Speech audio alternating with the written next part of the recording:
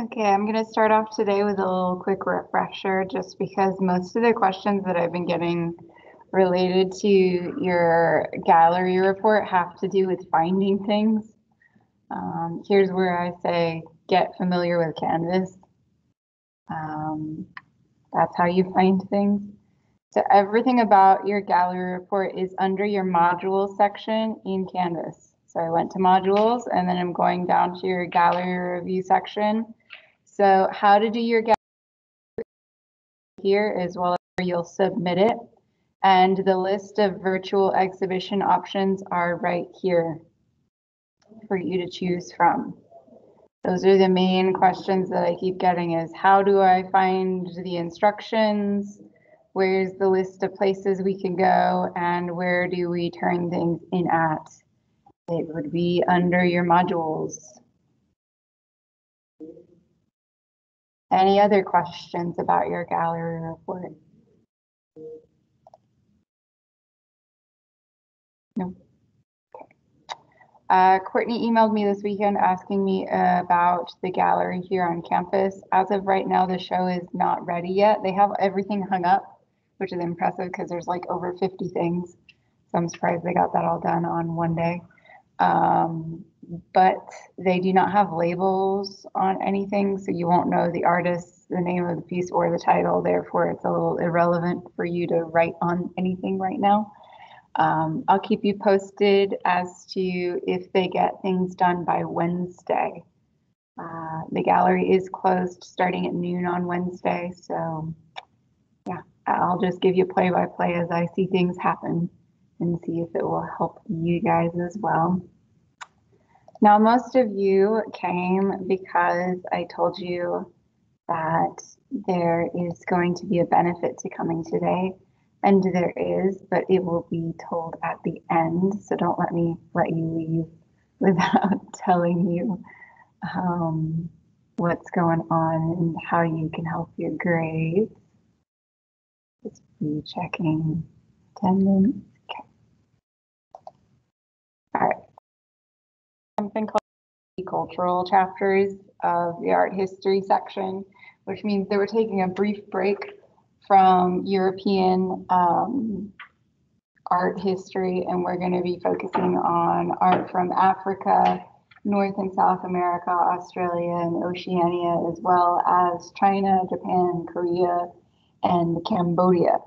So we are going to be traveling all over the world. Today we're starting off in the Asian countries, beginning with China, and we will move our way into Korea and Cambodia and then Japan.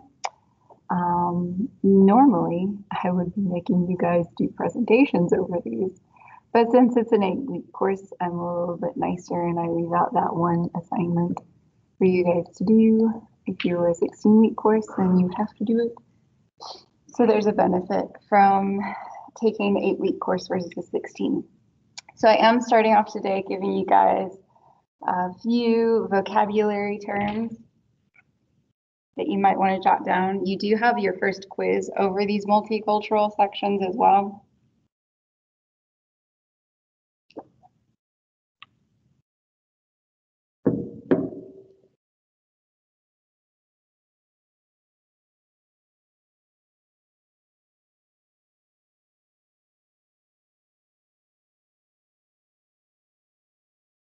That particular quiz over chapters 18, 19, and 20, it is open now, but it does not close until December 4th. You do have quite a bit of time to take it.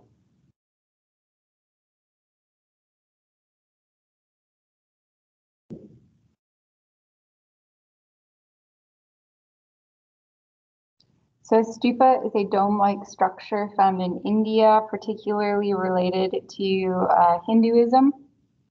It is a temple. A bodhisattva is a figure in Buddhist religion. It is a person that is on their way to achieving enlightenment. We're going to be looking at a couple of different bodhisattvas today. Shiva is another religious figure. Shiva is the destroyer of evil. Garbhagriha relates to a building structure found in Buddhism and Hinduism, and it is a womb chamber, or at least it references a womb chamber, but that is where your statue of the religious figure is going to be housed.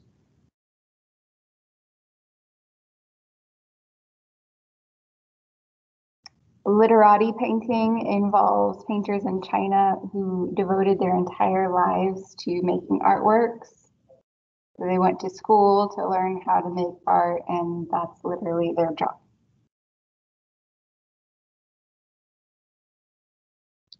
A hand scroll is a long painting on paper. Not always a painting, sometimes it's just writing text. And then ukiyo-e has come up several times in this class. Ukiyo-e translates to pictures of the floating world, and it references printmaking in Japan that depicts images of daily life.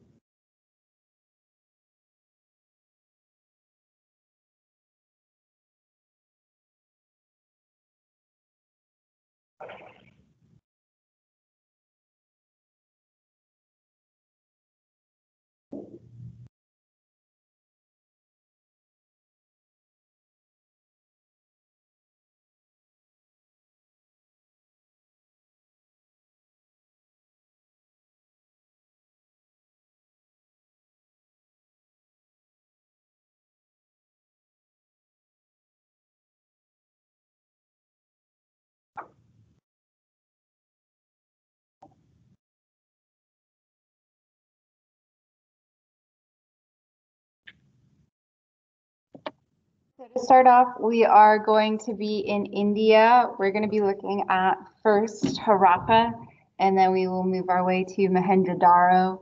So if you remember back to our early civilization section of art history when we were going over Mesopotamian Egypt, I mentioned that generally early civilizations will pop up near systems of water like rivers. So you'll notice that also these ancient India civilizations also exist along water. These are still being excavated and discovered today. So most of ancient India can be found in that Indus River Valley region, which is located in present-day Pakistan.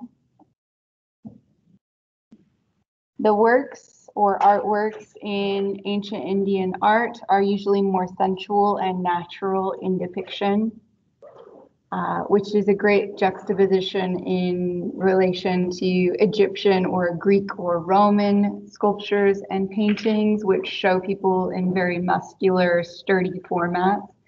In Indian art, things are a lot more curvy.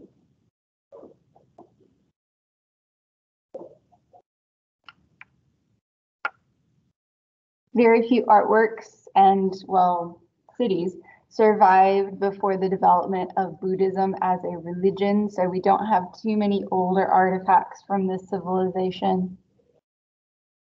And that has to do with the fact that India's history is very complex. You have a lot of invasions, conquerings, and things changing hands.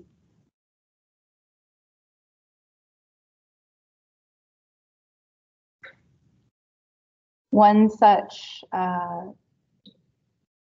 takeover was in 1500 BCE when the Aryans took over India and using the idea of life after death and reincarnation. That life after death does develop into Hinduism eventually as a religion. And since we are in India, a lot of the artwork is going to be created in relation to either Hinduism or Buddhism. So we're talking about religious artwork again, but a very different religion.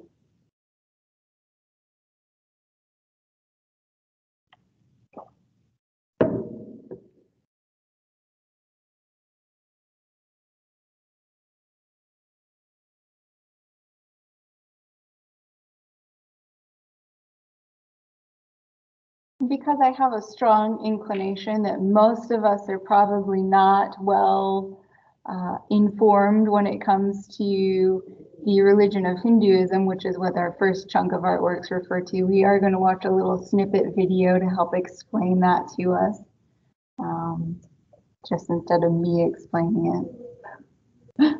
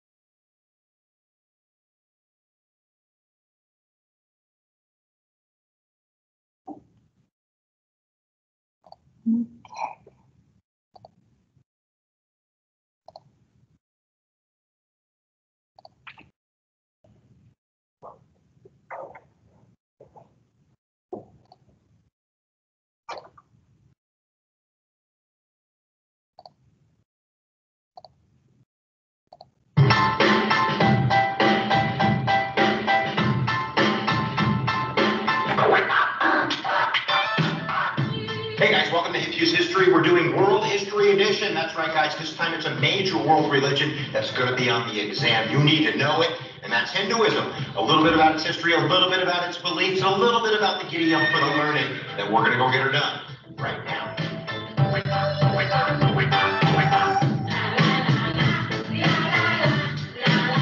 All right, guys, let's get started with the very basics, and I mean the very basics. Like, I'm literally taking an historical stone and skipping it across the water of knowledge here. We'll say three things before we get started into really a set of principles. Number one, it's the oldest known practicing religion known to human beings. Hinduism goes back probably around 6,000 years to about 4,000 BCE. The Harappan culture, or the Indus River Valley civilization, is where we think that the roots are going to be formed. And although we haven't interpreted their writing, we know through archaeology that many of the customs and practices that they did way back then in the day we're still doing today in India and amongst Hindus. We also know that around, don't quote me exactly, that people from the north, known as Aryans, came through the passes in the mountains. They came from the steppes, which are north of the Caucasus Mountains, between the Black Sea and the Caspian Sea, and they brought their own ways of knowing and knowledge and religious practices that kind of fused with the indigenous people that formed the roots of Hinduism. We'll also say that it's the least dogmatic religion. There's not one way of being in Hindu. In fact, there's no leader. If someone comes down and says, take me to the Hindu leader, I don't know where to take them. It's not like we have Christ in Christianity or Buddha in Buddhism or Muhammad in Islam. There is no one man in Hinduism. So I got 6 beliefs on the table, and I'm going to serve them to you right now. So I hope you're hungry for a little bit of a learning.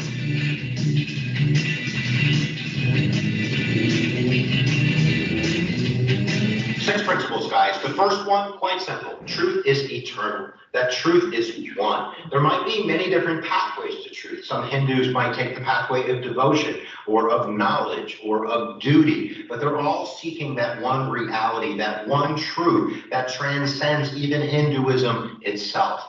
Their second core belief is that there is one God. They're not really polytheistic. We can kind of understand why some people might say that in a second, but they do believe that there's one world soul called Brahman, and that out of that one world soul, there's manifestations to other gods and goddesses. Brahma is the creator, Vishnu is the protector, and Shiva is the destroyer. And there's many other mother goddesses and goddesses that individual Hindus can decide to follow and to pray to. But they all believe that all of those gods and goddesses are extensions of this one world soul. So while some people might say that Hinduism is polytheistic, it really isn't. It might not also be monotheistic. It's probably another word for it. You could put that down in the comments below. Another major kind of formation principle is they all believe or follow the Vedas. Now, there are 4 books of knowledge that are called the Vedas, but if we go back thousands of years, the Vedas weren't written down. They were memorized. They were hymns and prayers and rituals.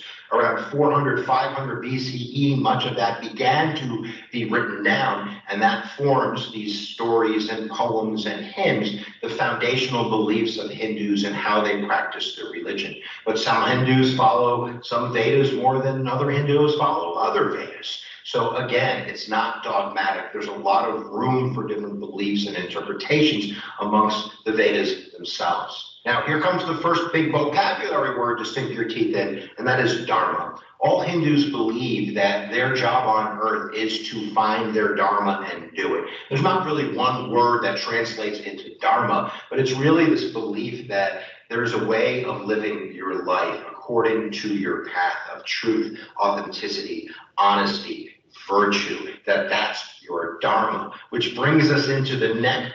And that's where we're going to stop that one. So he mentioned that there is a large variety when it comes to the religion of Hinduism, and we will see that reflected in the art style being produced. There's no one set way like there was with the Greeks or the Romans or the Egyptians. There's a lot of fluidity as far as interpretations of things. And a lot of the artworks being produced do relate to their gods. Well, like you said, is there one or are there many, such as Brahman and Shiva. And there are also a lot of artworks based on stories from the Vedas. We're talking about the religion that believes in karma as well as an afterlife based on karma. If you're familiar with that word karma, it's literally like if you do good things will happen to you. If you do bad things, then eventually something bad's going to happen to you. Same with their afterlife concept, which is if you are a good person in this life, then in the next life you will be rewarded and be reborn again as something better, like a king or a queen, which is very much exaggerating it. And if you're bad in this life, then you will be reborn as something horrible, like a bug. So their whole art style is based around their beliefs, which is why we did have to take a brief moment to understand those beliefs before we could actually move on. So here is just an early example of their religious temples at Mohenjo-daro. So Mohenjo-daro is the oldest city that's been discovered of this ancient Indus River Valley people. It was obviously a pretty vast city that used stone stacking methods. And in the back here, you can see that domed structure.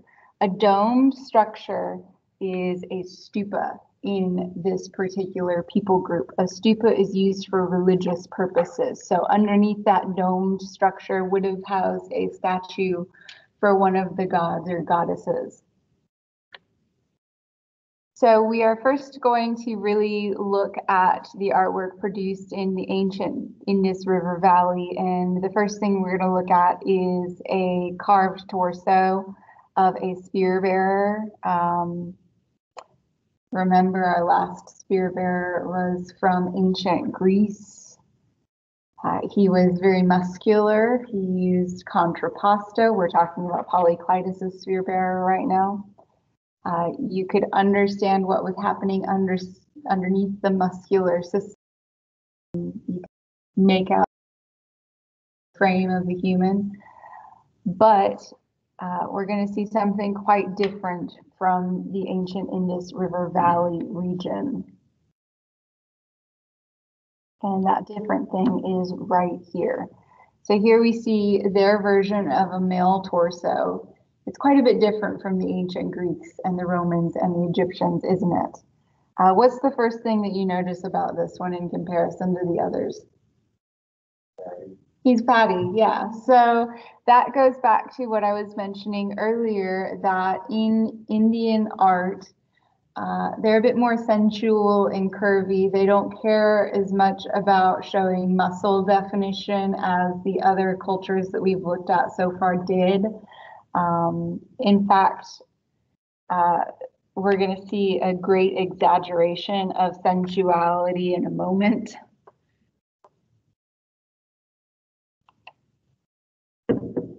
So would you say that this figure is like your manly figure that the ancient Greeks depicted? No, this one's a little bit more feminine, which goes back once again to that term of sensuality.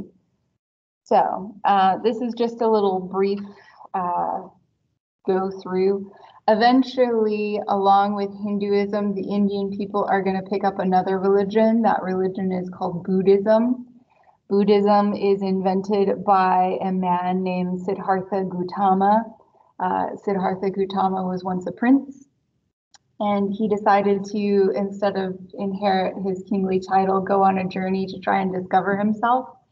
And while on that journey, he realizes that he doesn't need wealth. Wealth will not make him happy. So he gives up his title of prince and soon to be king, and he instead becomes the Buddha.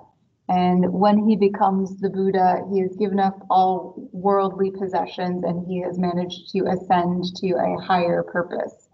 And in Buddhism, that is everyone's goal, to eventually become a Buddha. Yes, there are more than one Buddhas. There's a lot of Buddhas. In fact, like supposedly, if you're doing Buddhism correctly, you eventually will become a Buddha as well. If you are on your path and very close to becoming a Buddha, you are referred to as a Bodhisattva, which we'll talk about a bit more in a second. Another religion that pops up from India is Jainism. We're not going to talk about Jainism in this class just because it doesn't really pop up in the art in this section. Buddhist art is a little bit different from Hindu art. Hindu art is very sensual and quite a bit sexualized. Buddhist art, on the other hand, is all about modesty and going about achieving your eightfold path. Eightfold path is a path that you mentally walk on and the steps that you go through to achieve Buddha. So it's a strict moral code. So a lot of the art has to do with following that strict moral code and eventually becoming Buddha. Originally, Buddhism did not allow for the production of imagery. However, today Buddhism is quite a bit different. In fact, pretty early on, they start producing images of Buddha and other bodhisattvas and things like that.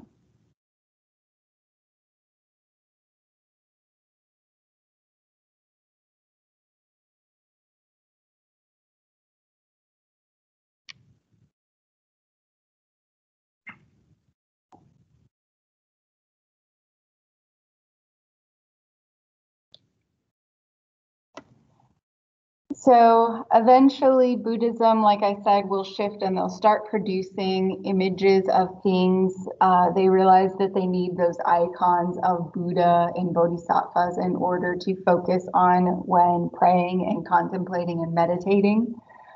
So that's the main purpose of a lot of the religious imagery produced in Buddhism. The architectural styles of Buddhism, however, are very heavily influenced from early Hindu architectural styles. In fact, they continue on with the tradition of making stupas, which was originally produced by Hindu architects and it is later translated into Buddhism architecture. Once again, a stupa is a dome-like structure. It evolves from an earlier burial mound. So whenever people died, you would usually stack them on top of each other and just keep piling a giant pile of dirt until you got a mountain of dirt in which dead people were buried under.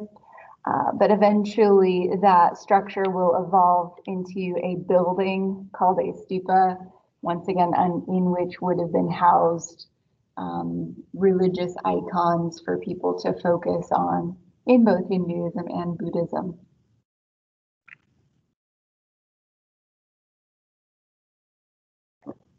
Stupas themselves are designed with 4 gates. Those 4 gates are aimed at trying to recreate the sense of the 4 cardinal directions. Particularly in Buddhism, that's important because their whole system in Buddhism is based around the idea of you walking an eightfold path. That eightfold path is, of course, a mental process. Like think of like AA mediums, and you have to go through all those different steps or whatever it is to, I don't know, what's it called? Not being alcoholic anymore. I don't know. So it's a mental process of a walk, not an actual physical walk. But with these stupa, they translate that mental walk into an actual walk that you walk around and contemplate and meditate. And we're going to see a great depiction of that later on with another building. So here's the great stupa of Sanchi. This is eventually what that early dome-like structure at Mohenjo-daro will evolve into. So you can see the dome has become a lot steeper and higher.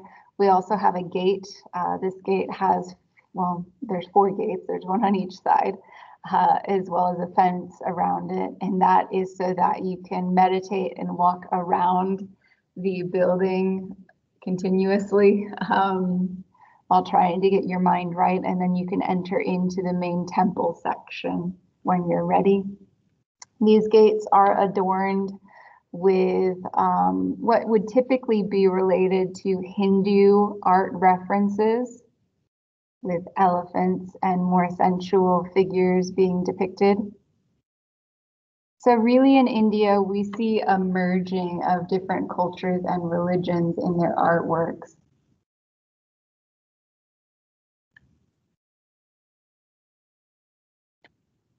And here's just a little blueprint for you of the Great Stupa. Eventually, this Great Stupa, when Buddhism travels across the sea to Japan, because eventually Buddhism is going to spread, the Great Stupa will eventually later on get stuff added to the top of it. And in China, they invent the pagoda, which it originated from the stupa. So your basic dome structure eventually will evolve into your Chinese pagoda, which looks like it's a multi-story building, but fun fact, it's only 1 story. The others are just for decoration. And in Japan, they even go all out on the pagoda, which once again originated from the stupa. It's used in Buddhism religion in Japan and China. And once again, looks like it's multi-level, but it's actually just one. So, Buddhist art tells the story of Buddha without depicting him directly early on. Later on, they will directly depict Buddha in their artworks. Buddhism itself originated from what is present-day Afghanistan and Pakistan today.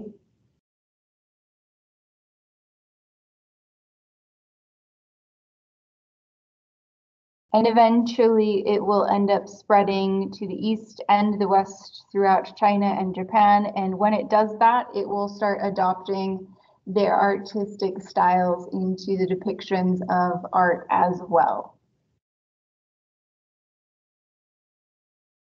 Now, I mentioned that word bodhisattva twice now. A bodhisattva is a person who's decided to delay enlightenment.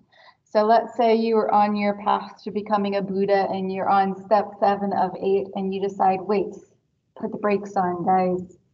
Maybe I don't want to be a Buddha. Maybe I want to help other people become Buddhas. That means that you're a bodhisattva.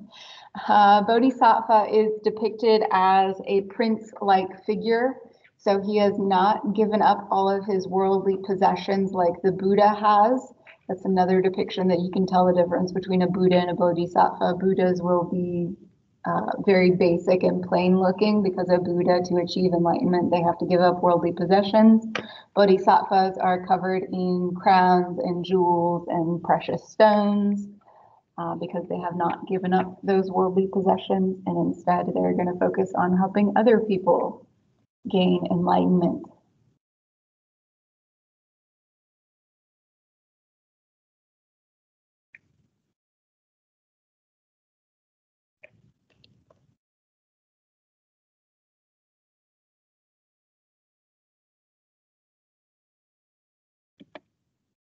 So here is one example of a bodhisattva. This one is from northwest Pakistan.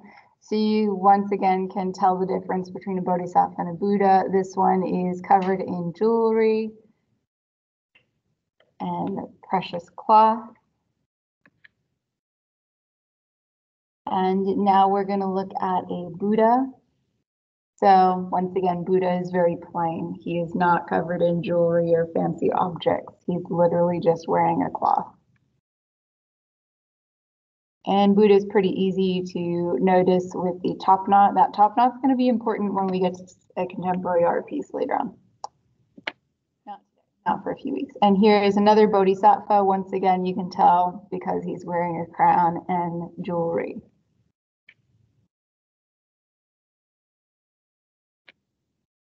Okay, back to Hindu art for a period of time. Hindu art, like Buddhist art, does kind of combine. They end up having very similar art styles in the end. You'll have noticed when we're going through those images very quickly, I'll just go back for a brief second, that they are not muscular figures. We see a continuation of that curvy, sensual body, a bit flabby. That is from Hindu art, and Hindu art itself is going to pick up some Buddhist motifs as well. We're going to look at a couple of different Hindu temples that are not stupas. We're going to look at the Garbhagriha of the Kandarya Mahadeva temple. Principal gods for Hindu, like it mentioned in the video, are Brahma, Vishnu, and Shiva. We're not going to look at some examples of Brahma or Vishnu, but we will see a great example of Shiva. Shiva, of course, the destroyer of evil. So this Kandarha Mahadeva temple is actually a temple that was used for both Hinduism and Buddhism. So you see a combo of both artworks being depicted. Eventually, that stupa will evolve into the Garbhagriha. So the stupa itself was originally just a room with a statue inside. Eventually, that stupa will evolve into the womb chamber, which is where the statue was kept in the Garbhagriha, which literally just means womb chamber. And I'll point out that building to you in that temple section. The Kandara Mahadeva temple is a large structure, and the Garbhagriha is marked with the tallest tower of that structure. There's several towers leading up to the tallest one that's in the back.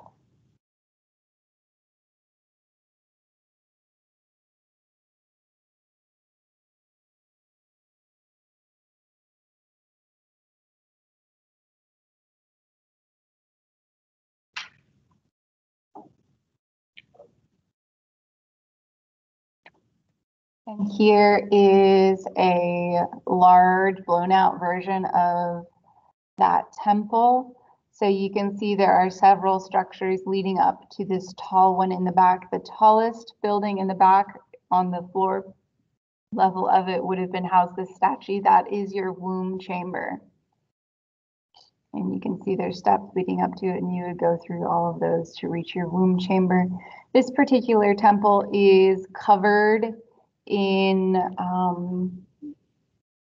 high and low relief sculptures.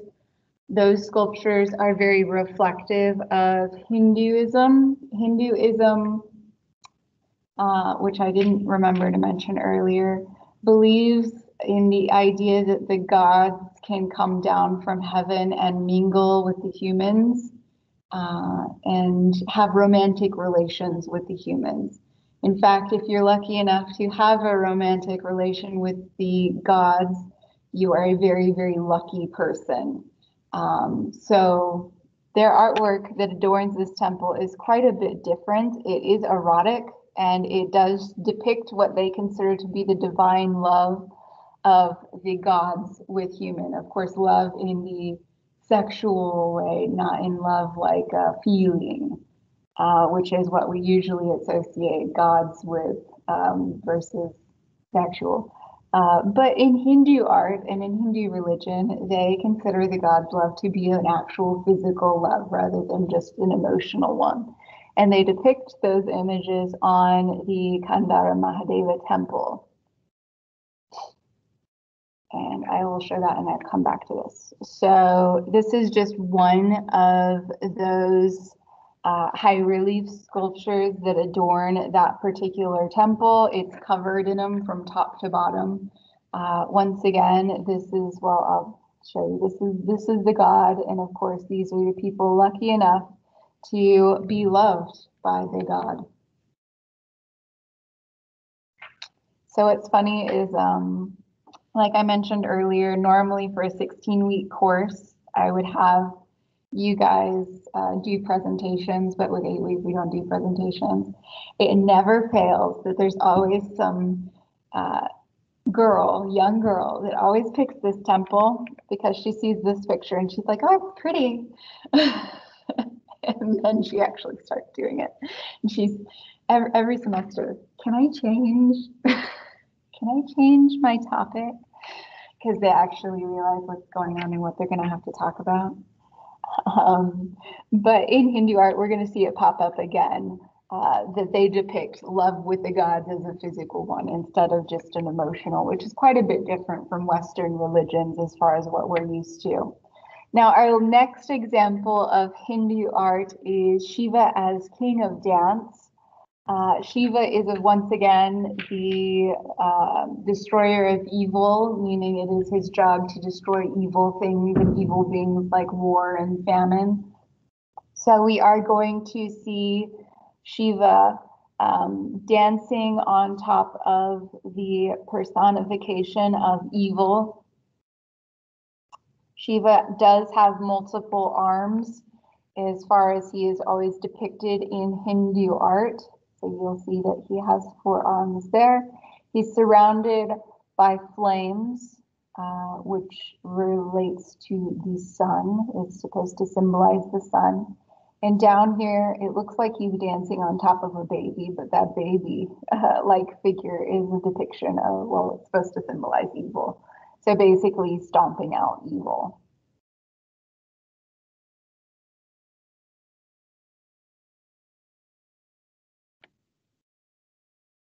Now, eventually the Indian people will be conquered by Mughal Empire or the Mongol Empire, which will bring in Islamic beliefs into India. And Mughal rulers will start ruling in India and start spreading Islam.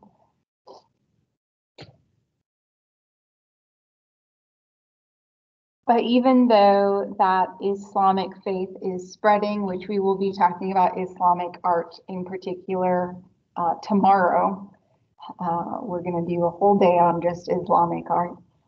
So we're not going to talk about it today. But when we see Islam spread in India, we still see Hinduism and Buddhism strong in the art. It's not like everything just changed. In fact, the Mughals as rulers were pretty chill. They would let you believe or think whatever you wanted. They didn't force conversions into their belief systems. So that was pretty awesome on their part as far as rulers. And we do see that happen several times throughout history. So we're going to look at one piece of Hindu art. I think it might be one of our last pieces of Hindu art called The Approach of Krishna. Once again, we see an example of them in Hindu art depicting the god's love as a physical relationship rather than just an emotional or mental relationship. As Krishna, one of the gods, is literally going to visit a young woman in her bedchamber. So it is a physical relationship that is being depicted.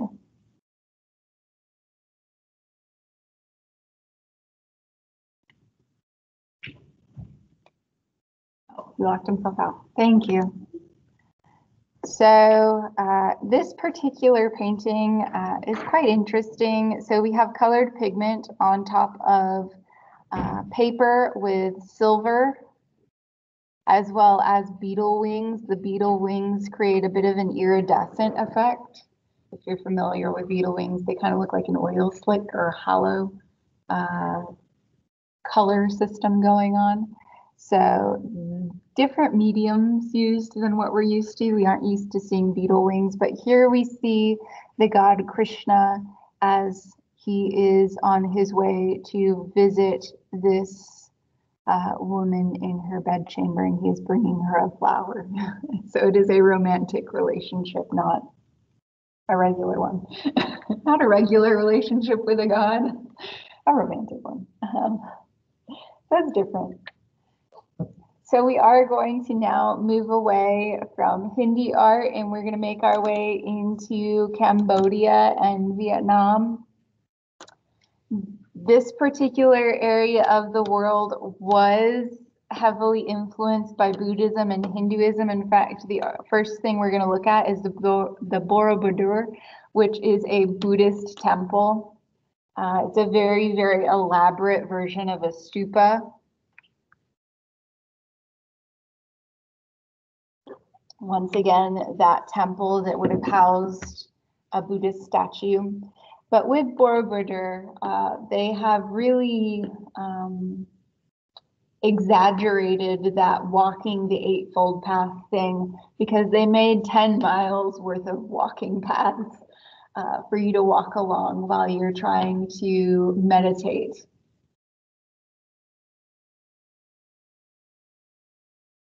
And along those 10 miles, you will come across multiple statues of different Buddhas for you to contemplate.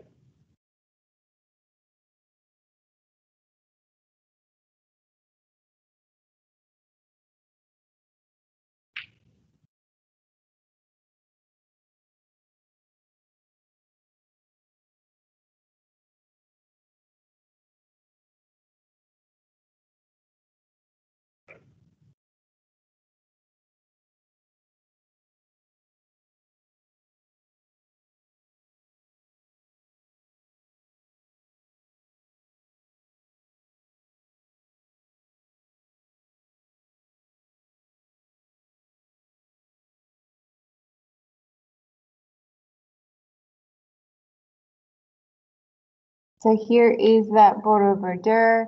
So you would walk up to your first level, then you would walk around the entire first level, then you'd walk up to the second level, walk around the entire, and so on and so forth, until you eventually get all the way to the top. So this isn't like a building as like the other stupas were, in which you enter and then stare at a statue. This one you have to, well, you don't have to, you can walk all the way up to the top. You're supposed to walk that 10 miles worth of thinking all the way to the top where the main statue was housed. And like you can kind of see, there are a bunch of different Buddha statues on the way for you to meditate with. So they took the pathway to reaching enlightenment quite literal here. And here's a close-up. So once again, you can see some smaller statues. And our next temple is located in Cambodia. That temple is the Angkor Wat. Angkor Wat actually used to be an entire city that was designed around this singular temple. It was heavily influenced by Borobudur, but it is quite elaborate in comparison. It is covered with Buddhas, Bodhisattvas, as well as Hindu gods. So once again, we see a combination of Buddhism and Hinduism being reflected in Angkor Wat. So two different religions working together. And it was originally surrounded by a moat. Fun fact, this is a man-made island. So they piled a bunch of dirt in the middle of a lake until they made a city. So a whole lot of dirt. A lot of the sculptures that exist in Angkor Wat emphasize fertility in a similar way that the Mahadeva temple did that we just looked like. So erotic scenes adorn Angkor Wat, just like they did the Mahadeva temple. And once again, we see, well, like a physical relationship with the gods being depicted on Angkor Wat.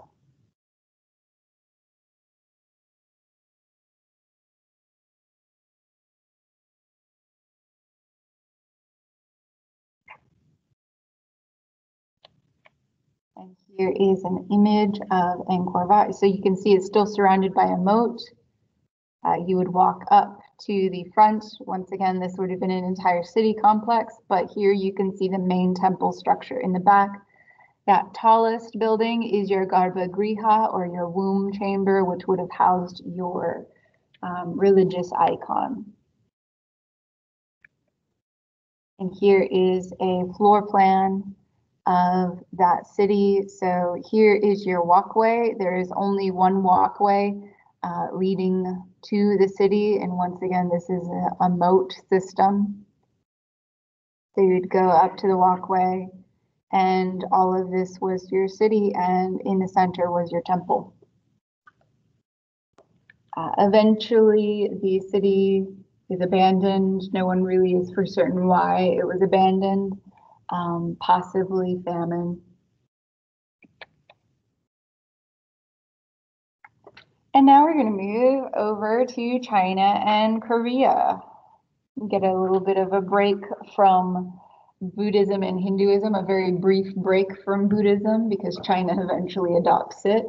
But China's original religions are Confucianism and Taoism, and like I said, eventually they will adopt Buddhism. Early objects from China are bronze and clay vessels. So the very first image that we're going to look at is a bronze vessel referred to as the Tao Ti mask. It wasn't actually a mask, it's a really, really large bowl.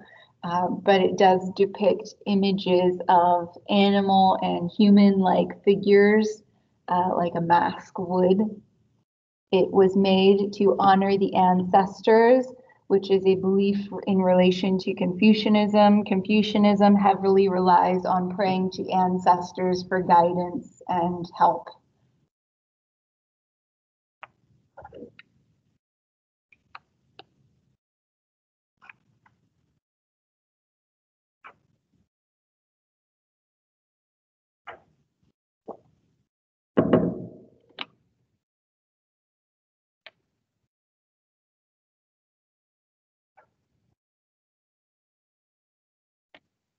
Here is that Tao Ti mask. So you can see there's two eyes and a mouth here. So an animal or human-like thing. You also see faces on all of the handles of the vessel.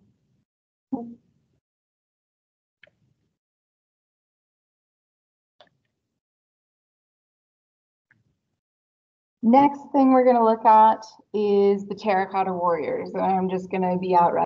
This is like the one thing that everyone already knows pretty much stuff about. It was made for Emperor Qin. Emperor Qin and the Qin dynasty is where China gets its name. Qin, China, get it? Quite an important dynasty for China. Emperor Qin himself did strongly believe in the afterlife. So he was, similarly to the Egyptians, buried with all of the things that he owned. He also had 6,000 terracotta warriors made to protect him in the afterlife. He wanted an army for his protection. Fun fact, he also had all of his wives and concubines killed when he died and mummified with him so that he could have them in the afterlife. It's just a random side note there. But here are the terracotta warriors. Every single one is life-size and individualized. So they all have different physical features.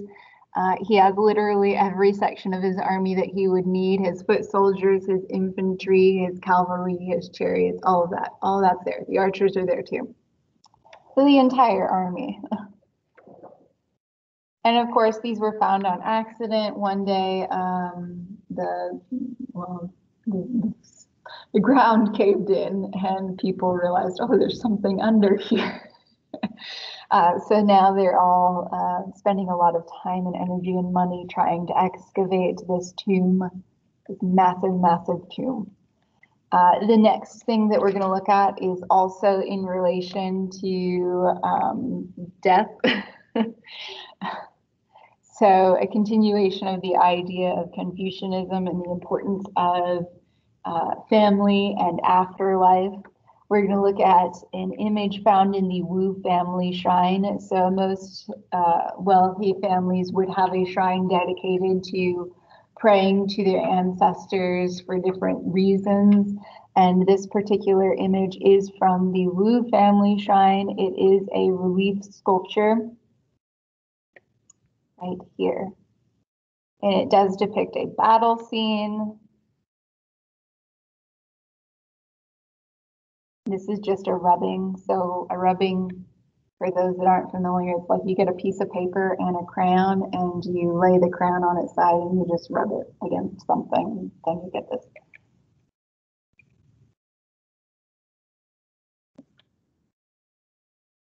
So eventually Taoism and Taoism are going to become very popular during the Han Dynasty. We aren't going to so much focus on Taoism, well, I guess we kind of can.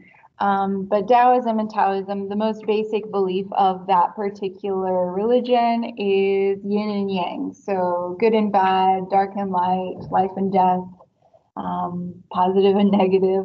And we see that being emulated in a mirror that we're about to look at. The mirror with Jia Wang Mu. And this whole idea of yin and yang is a balance or a harmony that's supposed to be reflected in the world and in your life. There should be a balance and a harmony within your life. Going to look at this mirror in a second, but on this mirror you see the Queen Mother of the West working in harmony with the Lord Duke of the East. And here's that right here. So Queen Mother, Lord Duke, and on the other side of this would have been a mirror. This is just the back side of the mirror. Think of like a compact.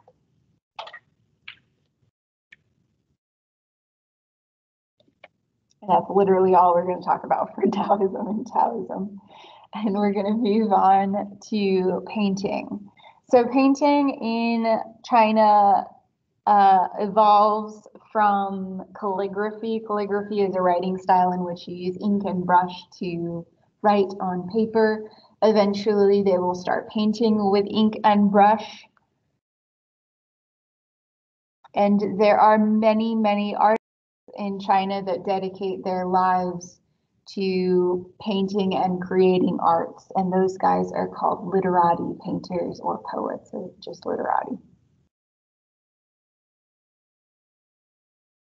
The first painting we're going to look at is Travelers Among Mountains and Streams, which is an imaginative creation of a landscape painting. So this is obviously not what the artist actually saw.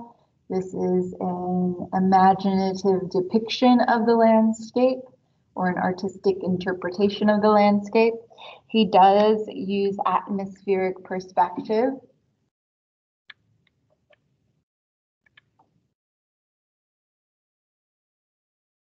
And it is painted on a large scroll. This is painted on a silk hanging scroll. So it's literally painted on silk fabric. So you can see the massive cliff here. By the way, this is by Fan Quan, one of the most honored painters in Chinese history. And then down below, you can see the flatter landscape. There is a river or stream going through the bottom section. And you can see the steam coming off of that. And then your mountains.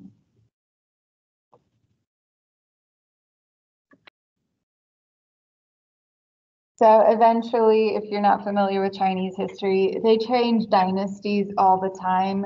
It has to do with something called the mandate of heaven. The mandate of heaven is this like superstitious myth that if your dynasty were to end for whatever reason, it's because you did something to displease the gods. So there are many, many dynasties in China that have supposedly displeased the gods. If you're following that superstition of the mandate of heaven. But when the Song dynasty ends, there's a new painting style that comes forth in southern Hangzhou. And we see that painting style emphasized in Ma Huan's Watching the Deer, and we'll get the rest of that title in a second. It's not too different from Fan Quan's. In fact, I feel like Chinese painting doesn't really change too much. But we do see a large number of people literally just becoming literati painters and dedicating their entire lives to creating art. Schools are founded for them to attend at this point, and it becomes their job and their lifestyle. They're supported by the government. But here is Ma Huan's Watching the Deer by a Pine-Shaded Stream. So we do see now depictions of people in the Southern Song Dynasty period of art, and a little bit of a less detailed landscape is being shown. It's a little bit more abstract in the form of the landscape, which I forgot to mention on the previous scroll that we looked at by Fan Quan. These little red stamps are not put there by the artists. They actually tell who's owned the scroll at what period. So the family name it's like a family crest kind of thing. So they mark it and stamp it to show who's owned it as like a provenance. Sometimes really famous people have owned it and can make your scroll a little bit more valuable. Our next literati painting is by Huang Zhang Wang, and this is Dwelling in the Fushan Mountains. Dwelling in the Fushan Mountains has an interesting story to it, and I'm going to go back. So this is a hand scroll. It's a very, very large hand scroll. It used to be about 24 feet long, which is rather large for a single hand scroll painting. Most of them are only a few feet long. But it's meant to be read from right to left. So you would slowly unroll it and pretend you're like reading a story. But this particular hand scroll has an interesting story to it in and of itself. We only have bits and pieces of it left because there was once a man who owned it, and the man died, and he wanted to be cremated with the scroll. His son realized while it was already burning, that the scroll itself was probably way more valuable and probably shouldn't be burned. So while it was on fire, he snatched it from his father's funerary pyre and saved it, but it's now in bits and pieces, which is unfortunate. But you can see very loose light brushwork was used in this particular hand scroll. And one of our last ones, we're going to look at Fisherman's Flute and Fan Quan's Travelers. We already looked at Fan Quan's Travelers. The Travelers Among Mountains and Streams, which was our earliest example of a hand scroll, and we're going to compare that to Fisherman's Flute in a second. The Fisherman's Flute, we can see is a lot finer and lighter with the brushwork. You still see a lot of detail, but Qiu Ying has taken a great step towards using a large amount of atmospheric perspective in the background. And he's also begun to use colored ink. So it's around this period in 1547 that we start seeing the advance of more than just brown and black ink in Chinese scrolls. He has now used green. And that takes us to ceramics. So in China, they're probably most well known for their ceramics. Their ceramics are porcelain. They invented it. Porcelain is very white when it's fired. And originally, the only glaze that could withstand the temperature at which porcelain is supposed to be fired was a blue glaze, which is why most porcelain is blue and white. Of course, now there are porcelains that can be fired with different colored glazes. Is a depiction of what porcelain looks like, although I'm pretty sure you probably know what porcelain looks like. It's mostly characterized by a white background with a blue glaze, once again, because porcelain is white when it's fired and the only original glaze that you could use on it was blue. Korea eventually will adapt the ceramic style of China and make their own version. Only difference with the Chinese adaptations is that they are not always porcelain, but they are still just as highly regarded, I would say, in detail and finery as the Chinese porcelain. That's because around this time period, we start seeing the production of ceramics using potter's wheels, which make things a lot more uniform. Korean adaptations, however, they don't like to make things perfect. Chinese porcelain, if you've ever seen it, you will notice that it is very uniform and perfection was tried, well, they tried to achieve perfection with it. Korea, on the other hand, likes to keep things a little bit lopsided. They like to make things look like they were made by people instead of machines. And we can see an example of Korean pottery with the wine pitcher here. So this is stoneware, not porcelain. Stoneware is very, very heavy and thick, whereas porcelain is very light. Stoneware is fired at a lower temperature. Porcelain is fired at the highest temperature possible. But you can see the effects of the potter's wheel, which helps to achieve this uniformity in the shape, but you can also tell that it's a little bit lopsided, and you can see that it was obviously made by a person. That's one of the characteristics of Korean pottery. In fact, even contemporary artists that work in the style of Korean pottery will purposefully leave like a fingerprint on it or make it a little bit lopsided just to carry over that tradition.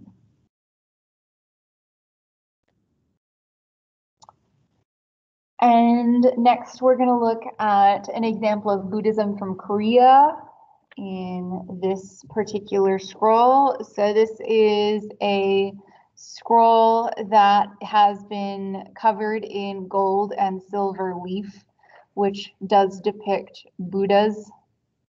That's all I have to say about that one, which is why I didn't take forever for you to write on it either. And here we have Bada Shenran's cicada on a banana leaf.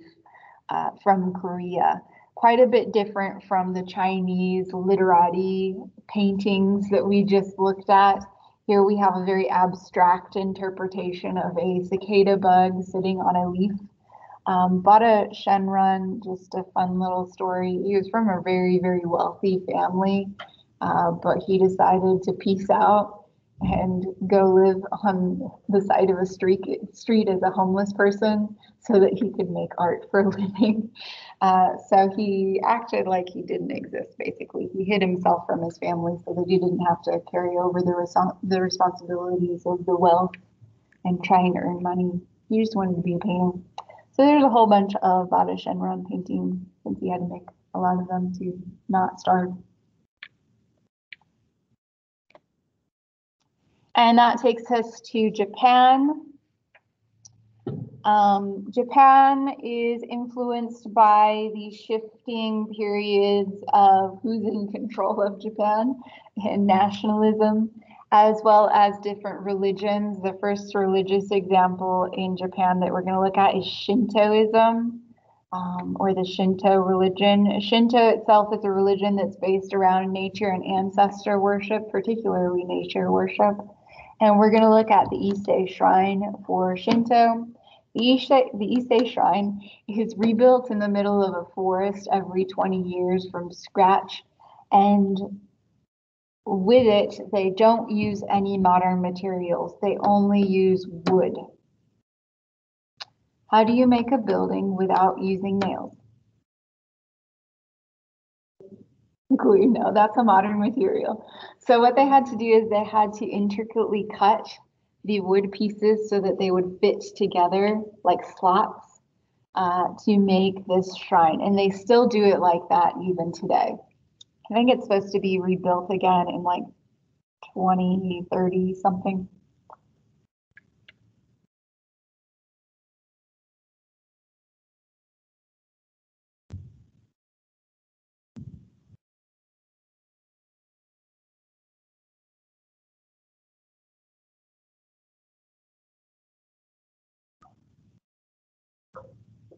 And here's an image of that Shinto shrine.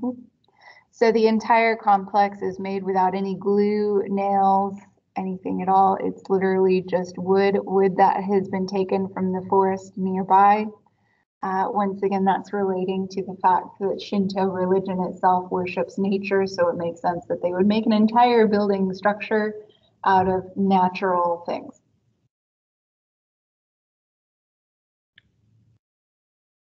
And the process of disassembling it and reassembling it every 20 years is more of like a contemplative or meditative experience rather than like, I gotta do this. They don't do it because it has to be rebuilt every 20 years. They do it because it's a religious experience. So in Japan, we do see a lot of borrowings from China. Eventually, Japan will trade with China, and with that trade, progress will become, well, they'll adopt a lot of Chinese things. Such as a writing system. Prior to trade with China, Japan didn't have their own writing system. Eventually, they will adopt one and kind of tweak it a little bit to fit themselves. They'll also adopt calligraphy, as well as painting with ink. They also adopt Buddhism, as well as a lot of fashion trends from China. And they adopt Confucianism.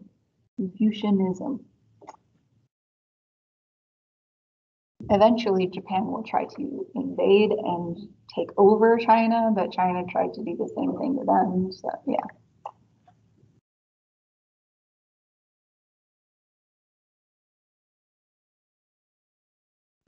Our first example of Buddhism being used over in Japan after it was borrowed from China is the temple complex at Horyuji. So if you remember back when I was talking about the earlier stupa, eventually other countries like China and Japan will adopt that stupa model and create pagodas. Well, Japan takes the Chinese pagoda and puts it on steroids, basically.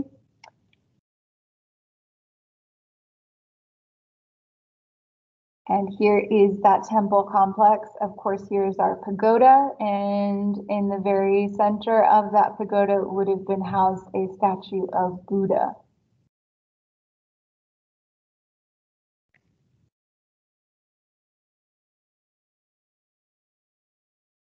And once again, this is just to give you an idea that the pagoda itself is literally just a single level building, even though it looks multi-level.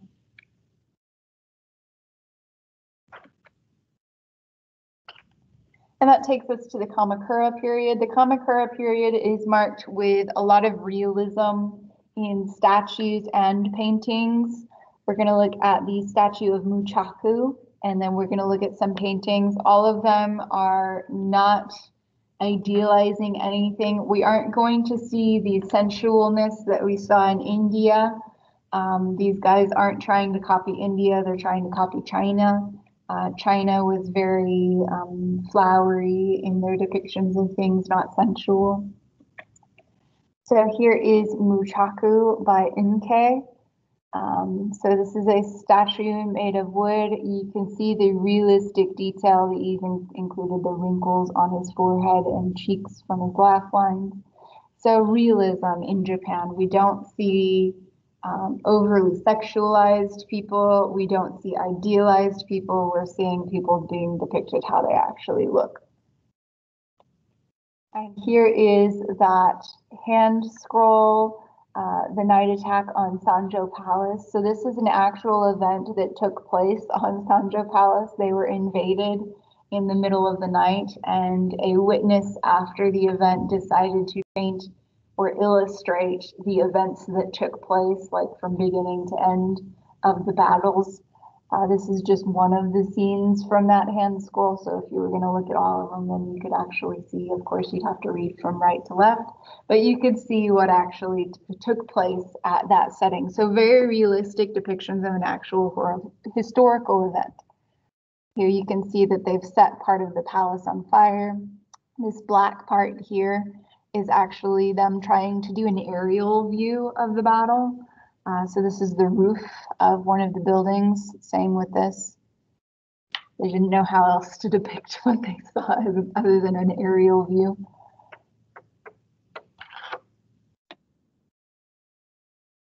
And that takes us once again through Buddhism in Japan. Buddhism in Japan was reflected in a lot of the silk hand scrolls. Once again, a trend that was copied over from China. However, we see quite a different take as far as what the Chinese people were doing. They were doing very majestic looking landscapes. This down plain landscape, this is more along the lines of that cicada sitting on the leaf painting that we looked at last.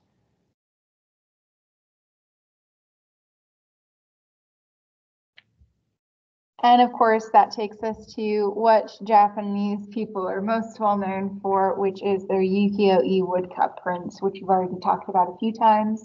Once again, ukiyo-e translates to pictures of the floating world, and it depicts scenes of daily life, such as actors, entertainers, people fishing, people doing their makeup, things like that, everyday scenes. We're going to look at a scene from Kitagawa Udamaro's beauty series. He did an entire series on different beauty images or things that he equated with beauty. And the entire series is based around geisha life. So we're going to look at a scene called Reflected Beauty. Geishas themselves are most commonly thought of as prostitutes, but they weren't actually, they were just like entertainment. They would sing and dance, and they'd sit next to you and pour your drink, and that's about it. They didn't sleep with you, so don't think that. But this is one scene called Reflected Beauty. So in this, you can see that Udamaro has cropped out certain areas. This is the first time that we actually really see cropping used in older style artworks. He's also decided to reflect the actual thing that you're wanting to look at in the mirror, whereas the person outside of it you can't really see. So an interesting viewpoint and composition with this particular woodblock print. Once again, if you remember back to woodblock prints, every single layer would need a different block, and you'd work your way to the top, with the black being the last layer. And of course, we are going to talk a little bit more about Japanese architecture with Katsuura's detached palace. So this is still a palace in existence today. This is just one of the buildings. Japan still has an emperor. The emperor is kind of just a figurehead though. And this is one of the emperor's palaces. If you're familiar with like Great Britain, the queen is technically not got any power. She's just a figurehead. Same with Japan. This is just one of them. So in the palace structure, there are multiple different buildings as well as gardens throughout. This is an image of the tea house.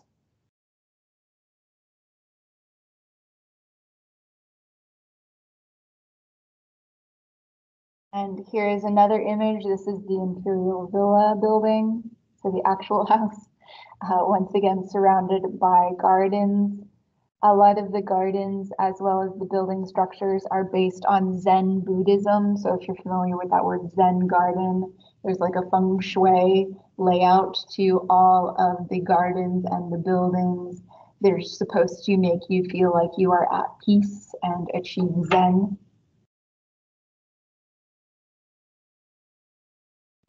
Eventually, Europe and America will begin to trade with Japan, thanks to Commodore Perry's 1854 mission, which basically was like, you're going to trade with us.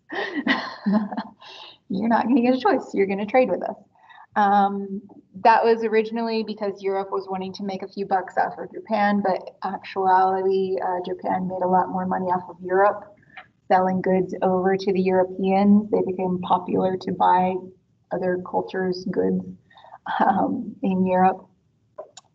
But this also begins a period of turmoil in which Japan is divided between modernization and acceptance of trade with other countries and the people that still want to remain in the past and closed off and remain to their original cultural ties. So this is the beginning of a period of what is considered a very turbulent period in Japanese history. And the Battle of Sano Shrine really captures that moment. We see people, well, Japanese people fighting other Japanese people. There are the people that are wanting to stay in the past versus the people that are wanting modernity being depicted here. So here you see these fellows are carrying guns. That is a European invention, whereas over here this man is carrying a pike and a sword, which is an older tool in warfare. So we see old against new. And this is a triptych of woodblock prints. A triptych, once again, I think we mentioned last week, is a art piece in 3 parts or portions. And once again, a woodblock print. And that takes us to the end with 4 minutes to spare. Now on to the main events and why hopefully almost everyone is on here now, because that's what I was waiting for at the beginning. And the reason why I didn't say it earlier. So,